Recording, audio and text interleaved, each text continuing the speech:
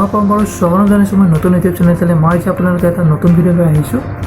আজিৰ দিনত মোবাইল ফোনৰ ব্যৱহাৰনো কোনে নকৰে। সকলোৰে হাতে হাতে মোবাইল ফোন আছে আৰু সকলোৰে মোবাইল ফোন হয়তো বিভিন্ন ধৰণৰ ফোন আহে। ধৰক ফ্ৰেণ্ডছ হ'ব পাৰে, ফেমিলি মেম্বাৰ হ'ব পাৰে, যিকোনো মানুহৰ পৰা ফোন আহে। তাৰে ভিতৰত হয়তো কিছুমানে আমাৰ লোকেল এৰিয়াৰ পৰা ফোন কৰে, নাইবা কিছুমানে বেলেগ ষ্টেটৰ পৰাও ফোন কৰে, মানে বেলেগ ৰাজ্যৰ পৰা, নাইবা কোনোবাই বেলেগ দেশৰ মানে ইণ্ডিয়াৰ বাহিৰৰ পৰাও ফোন কৰে।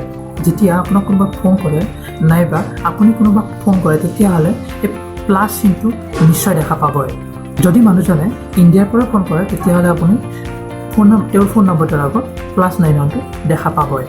তেতিয়াহ'লে আপোনালোকে কেতিয়াবা ভাবি চাইছেনে যে +91টো কি হয় বা 91টো কি হয় বা প্লাছ চিনটো কিয় থাকে? তেনেহ'লে আজি মই আপোনালোকক সকলোখিনিয়ে বুজাই ক'ম। তেনেহ'লে বলক ভিডিঅ'টিৰ মাজলৈ। যেতিয়া আপোনাৰ মোবাইলত বাহিৰৰ পৰা ফোন আহে তেতিয়া সেই ফোন কৰা মানুহজনে দেশৰ কাউণ্ট্ৰি কোডটো তেখেতৰ ফোন নম্বৰৰ আগত দেখা পাব।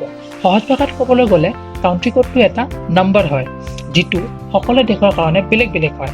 যেতিয়া আপুনি বেলেগ দেশৰ মানুহক ফোন কৰিব, ছাপ'জ আপুনি ইণ্ডিয়াৰ পৰা আমেৰিকাৰ এজন মানুহলৈ ফোন কৰিব বিচাৰে, তেতিয়াহ'লে আপোনাক প্ৰথমতে আমেৰিকাৰ কাউণ্ট্ৰি কোডটো লাগিব আৰু তাৰপিছত আপুনি সেই মানুহজনৰ ফোন নম্বৰটো লাগিব যিজনক আপুনি ফোন কৰিব বিচাৰে। তাৰপিছতহে আপুনি তেখেতক ফোন কৰিব পাৰিব।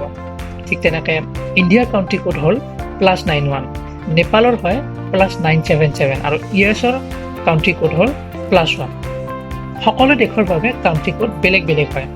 কিন্তু এতিয়া প্ৰশ্ন হ'ল যে এই কাউণ্ট্ৰি কোডটো কোনে যোগান ধৰে, মানে কোনে প্ৰভাইড কৰে?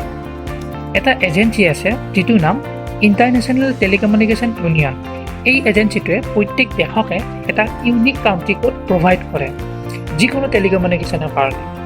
যেনেকৈ ইণ্ডিয়াৰ +91, US-ৰ +1, ঠিক তেনেদৰে প্ৰত্যেক দেশৰে এটা ইউনিক কাউণ্ট্ৰি কোড থাকে, যিটোৰ সহায়ত আমি গম পাম যে কোনখন দেশৰ পৰা আপোনালৈ ফোন আহিছে।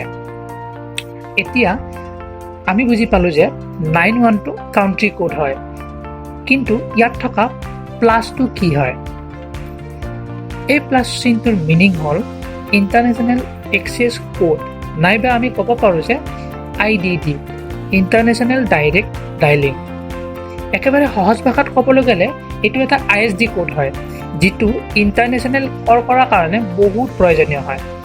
আগৰ দিনত যেতিয়া লেণ্ডলাইন ফোন আছিল তেতিয়া বেলেগ দেশৰ মানুহক ফোন কৰিব হ'লে এই IDDটো ডায়েল কৰিব লাগিছিল। প্ৰথমতে IDDটো মানে প্লাছ চিনটো নাইবা 00 ব্যৱহাৰ কৰিব পাৰিছিল, কিন্তু এতিয়া বেছিভাগে প্লাছ চিনটোৱে ব্যৱহাৰ কৰা দেখা যায়।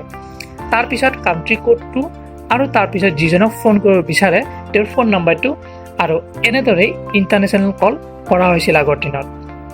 এই প্লাছ চিনটো হ'ল ইণ্টাৰনেশ্যনেল এক্সেছ কোড, যাৰ সহায়ত ইণ্টাৰনেশ্যনেল কল আমি কৰিব পাৰোঁ। যদি এই ভিডিঅ'টো চাই ভাল পালে তেতিয়াহ'লে লাইক, শ্বেয়াৰ এণ্ড ছাবস্ক্ৰাইব কৰিব আৰু কাষত থকা বেল আইকনটো দবাই দিব যাতে নেক্সট ভিডিঅ'ৰ নটিফিকেশ্যন আপোনালোকে প্ৰথমতে পাই যায়। তেতিয়াহ'লে আকৌ এটি নতুন ভিডিঅ'ৰ লগত আপোনালোকক লগ পাই আছোঁ। তেতিয়াহ'লে জয় হিন্দ।